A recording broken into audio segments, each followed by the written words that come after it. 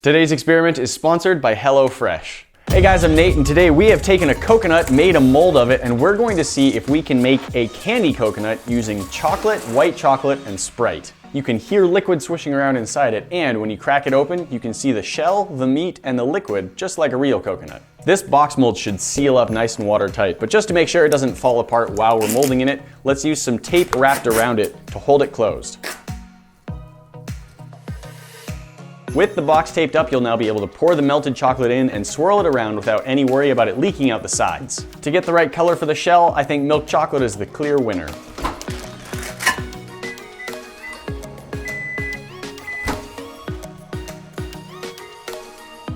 Nice and liquid looking chocolate. Once you've got your chocolate nice and liquid from the microwave, pour in much more than you're going to need to make sure you can swirl it around and get a nice even coat inside. Now you want to make sure you pour out any excess chocolate so you don't have a shell that's an inch thick. That's no good. To get a nice even coating, it helps if you can keep the block rotating every once in a while the chocolate cools down.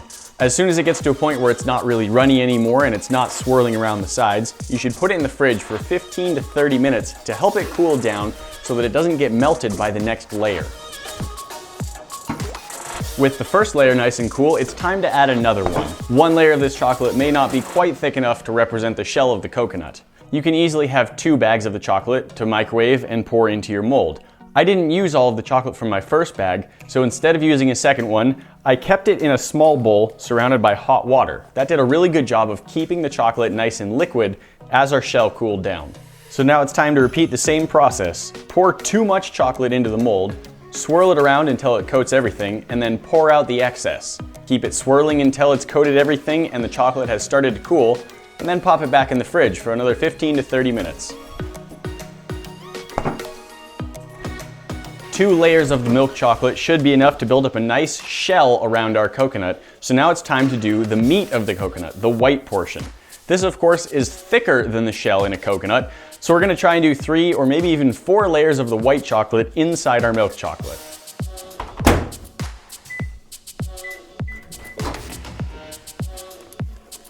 With the white chocolate, we need to do the same thing we did with the milk chocolate. Pour in more of the white chocolate than we're going to need, swirl it around so it coats every edge, pour out the extra, and then pop it in the fridge.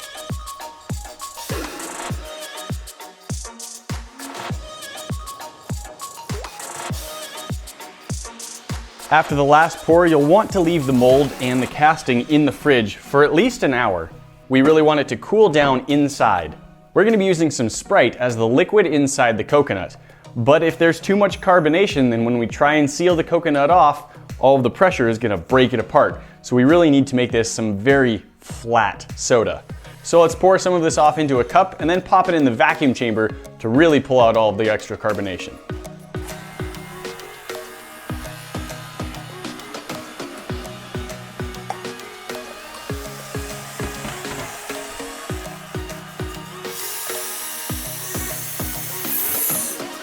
That might have been a little bit more than was necessary. We did have a little bit more liquid in the cup than I was anticipating, so we had some spillage, but I believe what we have in this cup is probably just the right amount of very flat lemon lime soda. Give it a quick taste, see if there's any fizz left in it. No, there's not. While we're waiting for the mold and casting to cool down, we can throw the cup in the fridge with them so the liquid is cold as well. At this point, the casting inside the mold should be all cooled down, and we have some very flat, cool Sprite, which at this point really looks just like water, but it is still lemon lime flavored, so that's gonna count. We do want to patch this hole up after we fill it with Sprite, so I do still have some of our milk and white chocolate. Let's clean up all of the edges, pour the Sprite in, and then see what we can do about patching it up using some of our extra chocolate. Here goes. Let's try adding our flat Sprite into our candy coconut. It's not filling it all the way, but that's what we want. You can hear the empty space sloshing around inside the coconut, so we're not going for 100% full because we do want to get that sound of liquid jostling around in there. That's pretty full, and I think it will do a pretty good job of emulating the inside of a coconut. Now let's take some of our extra white and milk chocolate and try and seal it in there.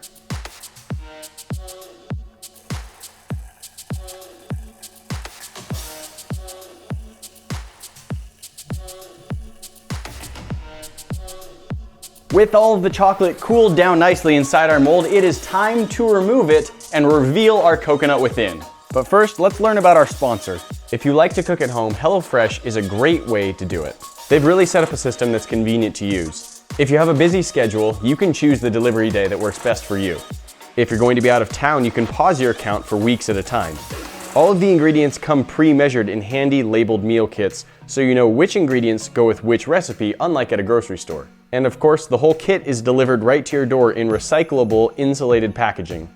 HelloFresh offers a wide variety of chef-curated recipes that are different every week. They have the classic, veggie, and family plans to choose from. The recipes are designed to only take about 30 minutes to prep, so you're not gonna have to spend all night in the kitchen cooking. Several of the meals are designed to be one-pot recipes for speedy cooking and minimal cleanup. Each week, one meal in the classic menu is designed to only take 20 minutes to prep. I thought the instructions were easy to follow, prep time was quick, and the quality of the food was excellent. It's a really convenient and easy service to use, knowing that you're getting full meals in just the right portion sizes. For $30 off your first week of HelloFresh, visit HelloFresh.com and enter promo code KingOfRandom30. I can hear the liquid sloshing around. That's a good sign.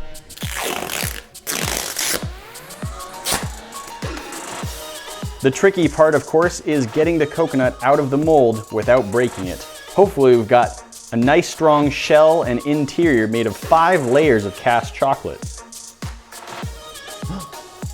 Yes! Half a coconut. That is half of a coconut. This is the easier side to get off because the back of our coconut has all of this husk bit on it, and it makes for a much more grippy side of the mold. Still, half is a very good start. Oh, I'm seeing a little bit of leakage.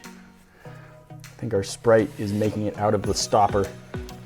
Change up our angle of attack just a little bit and keep it vertical.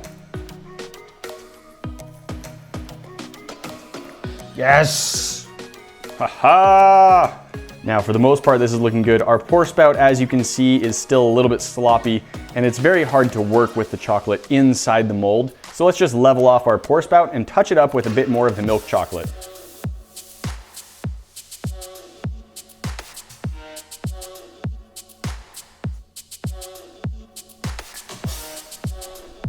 Well, let's look at our comparison test between the real coconut and the chocolate coconut.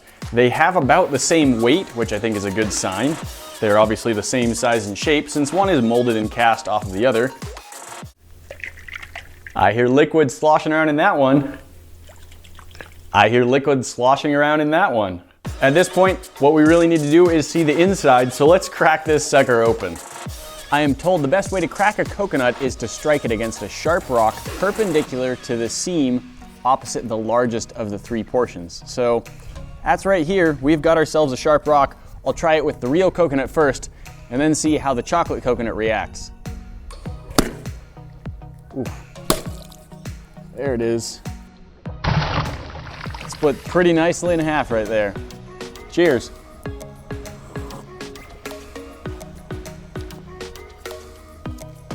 So that's what happens with the real coconut. Pretty good half split. Now let's see if we have a similar result with our chocolate. I know that the chocolate is more fragile, I just don't know how much more fragile. Just like our real coconut though, this is full of liquid, so it's gonna spill out quite a bit. I'm hoping I have a nice big piece, kind of like this, that I can catch some of the liquid in and drink it out of. Here goes. I guess this is harder than I anticipated. All right, I'm gonna try this again. I'm just gonna hit harder. 1, 2, 3. Wow, I think the chocolate is harder than the real coconut. Oh, it's cracking. There we go. Oh, there it is. Our chocolate coconut insides.